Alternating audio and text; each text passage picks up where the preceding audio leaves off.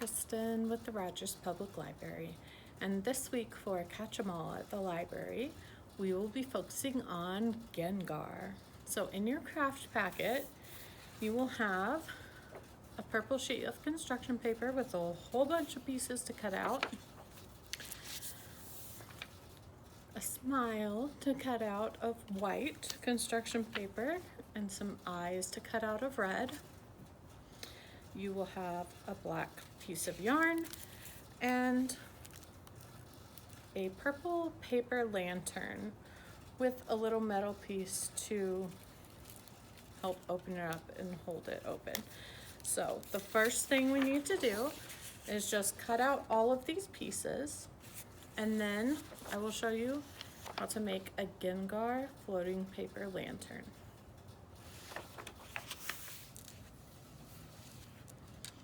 Once we have everything cut out, the first thing we're going to do is take our paper lantern and we're going to put it together. So reach inside and pull your paper lantern apart so that it opens up. Now these two little plastic loops are on the top, and we're going to take our metal piece and the little loop in the metal and the two little upward pointed corners, like little tiny cat ears. Those are the top of the metal piece. So we will put the bottom part through the center, and it's going to come where it lines up with the bottom hole. And then you just have to lift over the little tab or the little cat ear. And then same thing for the other side. Once you get one in, the other side should be much easier. And those little plastic loops hold onto the little metal bumps.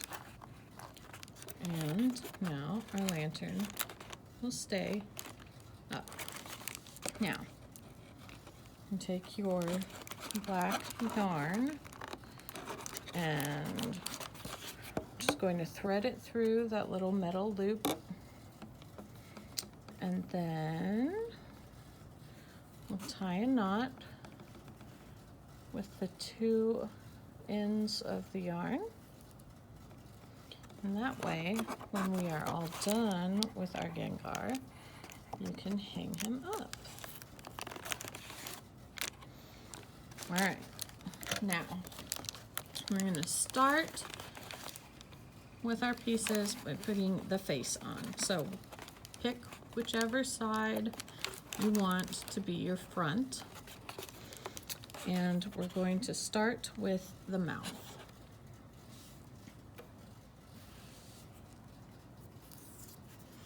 So we're just going to grab some glue. I'm just using a glue stick. Put glue all over the back of the mouth.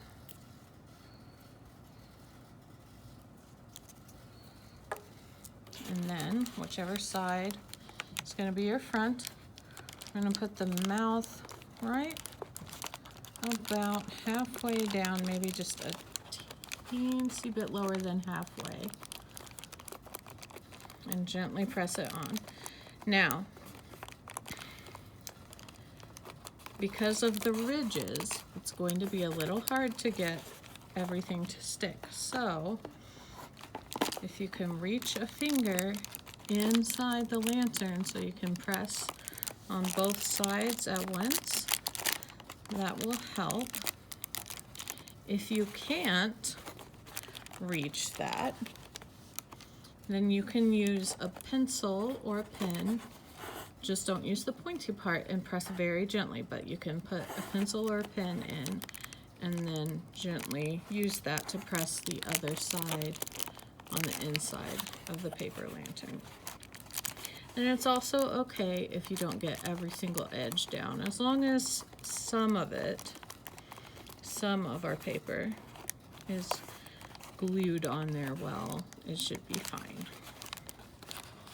All right, so once we have the mouth, then we will do the eyes. Just put glue all over the eyes and then put them on. Now Gengar's eyes are just a little bit above his smile, and they're going to be within the edges of the smile too. Put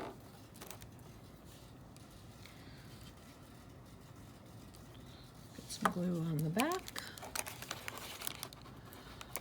and then press those eyes on. And once again, reaching in to be able to press on both sides at once is helpful, but if you can't, just gently press down. We don't want to tear our lantern, but we do want to get enough glue touching the lantern to be able to hold our pieces together. Now,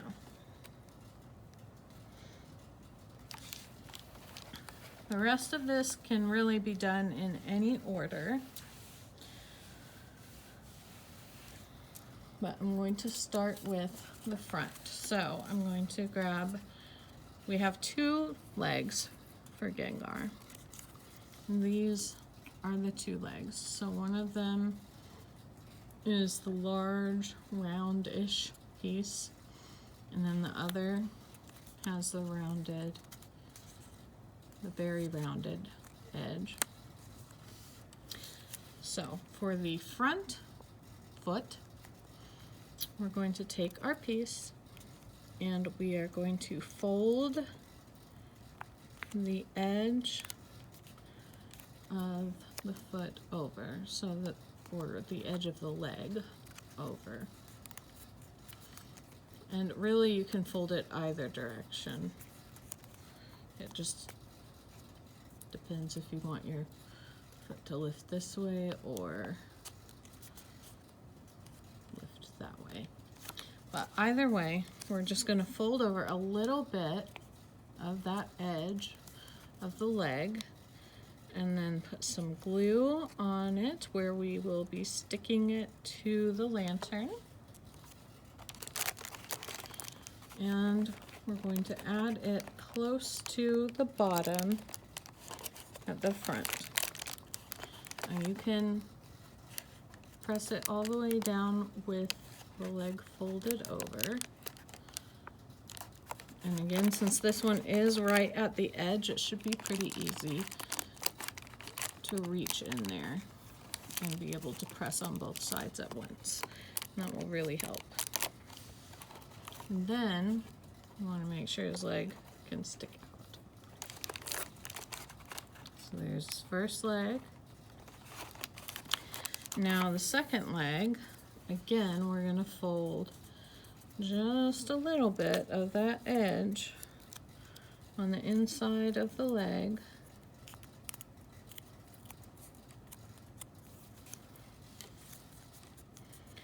And then we'll put the glue on our folded edge where we want it to attach to the lantern.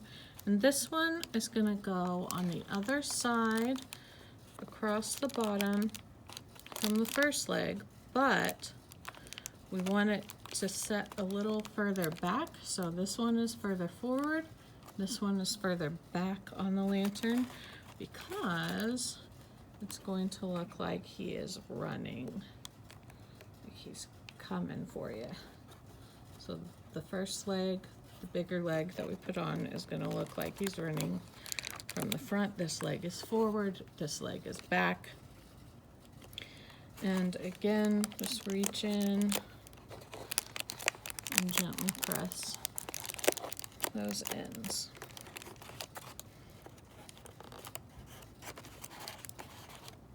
There. Now it looks like he's taking a step forward with this leg, and this one is kind of behind him. All right, so then I'm going to do the arms. These 2 pieces are the arms. You can see his hands and then So we're going to do the same thing, fold over just a little bit of the inner arm, so not his hand, but the other side, and then put glue on our folded over edge and attach it to our Gengar. Now, you can make his arms kind of pointed so that they're down a little bit, or so that it looks like they're up in the air.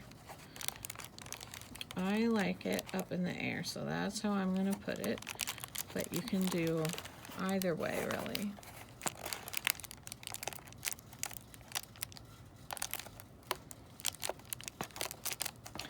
We'll just gently press that down as best we can. And if any of your pieces start to come off, you can always just add a little more glue there and stick them back on.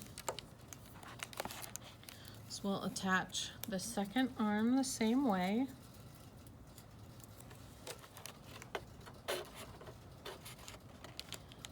Now that I have both his arms on and his legs and his face, I'm going to add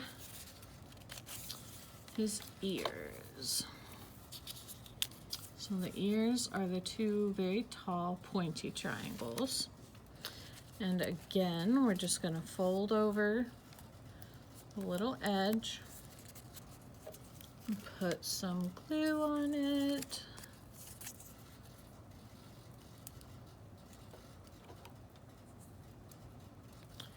And attach this one right up at the top of the head, right off the side of the very edge of the top of your lantern.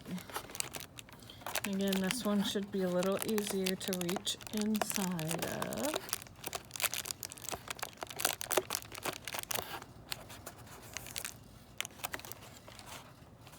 So we'll do the same thing for the other ear. All right. So now, once we have both ears and the arms and legs and the face all attached, I'm going to turn him over to his backside, and we're going to attach the tail. And the tail is the rounded edge, kind of the rounded point triangle. And once again, just fold that edge over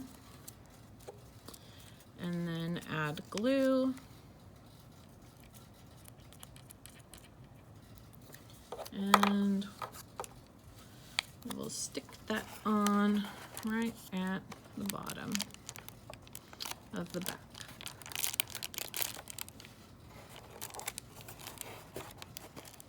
All right, now we have his tail.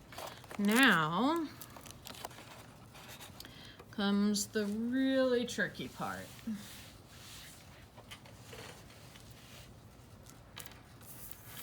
The 3 rows of spikes are the hardest part to attach. So the first thing is, like everything else, fold an edge over all the way down along the spikes. Then, to make it a little easier to attach this straight line to a rounded edge, we're going to take our scissors and cut very small little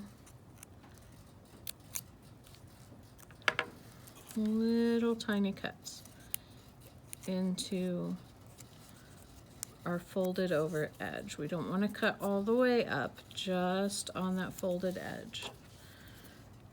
That will give us a little bit of give to the edges of this.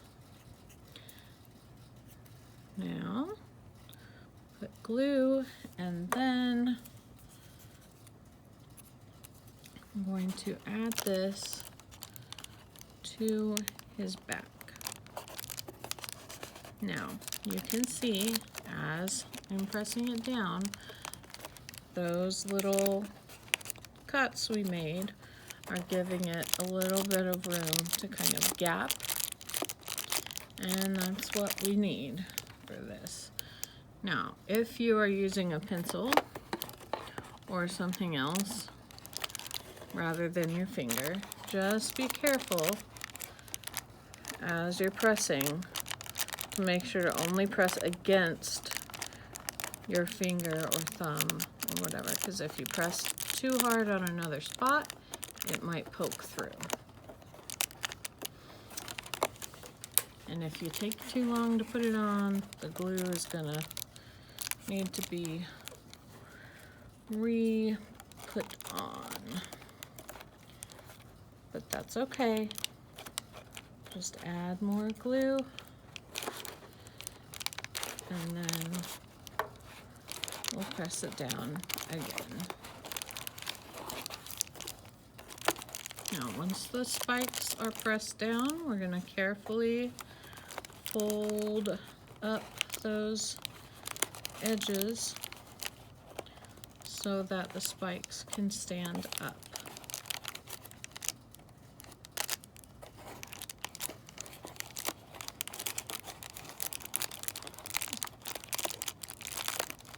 And if you need to press down again on the glued area, that is okay. We just want to make sure that we get at least some spots along the spine to be attached so they don't fall off, and then let our spikes stick up. Now we're going to do that 2 more times with our other rows of spikes. Now for a little troubleshooting here with the spikes, I find that it is easiest to press on the outside 2 spikes first and then move in towards the center and try and press against the center spaces.